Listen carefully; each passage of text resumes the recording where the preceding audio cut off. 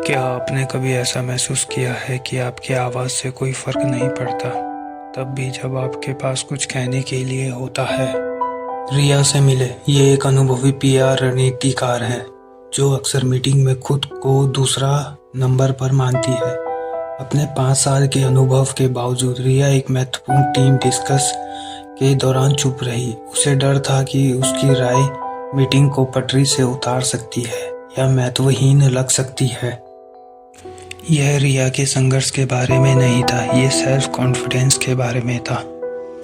हम में से कई जैसे रिया काम पर असुरक्षा का अनुभव करते हैं, तब भी जब हमारे पास बहुत कुछ है।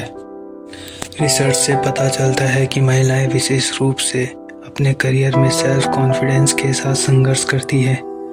सेल्फ कॉन्फिडेंस की कमी के कई कारण हो सकते हैं, जिसमें बचपन के संदेश और प्रदर्शन की कमी शामिल है। उसने महसूस किया है कि उसके बहुत सारे एक्सपीरियंस ने उसे कमरे में सबसे इम्पोर्टेंट लोगों में से एक बना दिया। इसके बाद रिया ने सेल्फ कॉन्फिडेंस से भरे बिहेवियर के डेवलपमेंट पर फोकस किया, जो छोटे प्लान टास्क के साथ शुरू होता है। उसने कॉल के दौरान अपने कैमरे को चालू करके और अपने फ्रेंड या कलीग के साथ अधिक बातें की। रिया ने भी अपने सेंटेंस से क्वालिफायर को हटाने का प्रैक्टिस किया और अधिक सेल्फ कॉन्फिडेंस से कहा। उसने सेल्फ कॉन्फिडेंस से भरी बॉडी लैंग्वेज और कम लोगों के एनवायरनमेंट में सीधे अपनी बात रखी।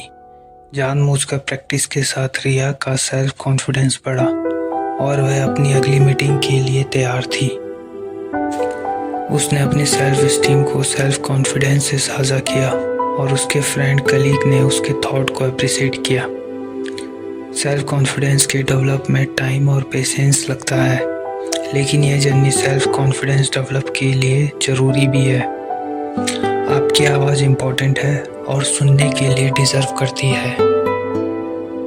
आज सेल्फ कॉन्फिडेंस बिहेवियर की प्रैक्टिस शुरू करते हैं और अपनी पूरी पोटेंशियल को अनलॉक करें। कुछ दिन पहले मैं एक क्लाइंट के सामने मेज पर बैठा था। चलो उसे रिया कहते हैं, क्योंकि उसने एक very important work experience share किया था। हाल ही में एक टीम की मीटिंग में रिया और उनके फ्रेंड कलीग ने कुछ इम्पोर्टेंट फैसलों पर डिस्कस किया था। उसमें रिया ने समझाया कि वह अपनी राय साझा करना चाहती थी, लेकिन दूसरे पर विश्वास किया और चुप रही। हालांकि रिया को जो रिजल्ट से पूरी तरह से एग्री नहीं थी और उसके फ्रेंड कलीग की तुलना में एक डिफरेंट पर्सपेक्टिव नज़रिया था। यहाँ ट्विस्ट है, रिया एक न्यू एम्प्लॉय नहीं थी। जैसे कि हमने बात करना जारी रखा, उसे एहसास हुआ कि रिया ने अदर सिचुएशन में भी इस तरह से महसूस किया। कलीग की नज़रों से बचने के लिए रिया का एक्सपीरियंस का प्रॉब्लम नहीं था, यह एक सेल्फ कॉन्फिडेंस का प्रॉब्लम था। चुप रहने से रिया ने प्रॉब्लम सॉल्व करने का चांस गंवा दिया। इन्फ्लुएंस, इम्पोर्टेंट डिसीजन और उसकी सेल्फ एस्टीम को डेवलप करने का मौका था। रिया अपने स्ट्रगल में अकेली नहीं है। रिया और हम में से ज़्यादातर यह महसूस नहीं करते हैं कि कोई भी नया तरीका नहीं है। एक सेशन के दौरान रिया ने एक्सरसाइज पूरा किया। नाम है I call find the unique you. आप में अनोखा क्या है? रिया एक 26 साल की पीआर स्ट्रेटेजिस्ट है। पहले टीम की मीटिंग के दौरान रिया और उनके कलीग्स वास्तव में एक छोटे टेक सेवी ऑडियंस के साथ जुड़ने के मेथड पर डिस्कस कर रहे थे। रिया की टीम ने पिछले डिस्कस का फॉलोअप करने के लिए कुछ हफ्तों में फिर से मिलने का प्लान बनाया।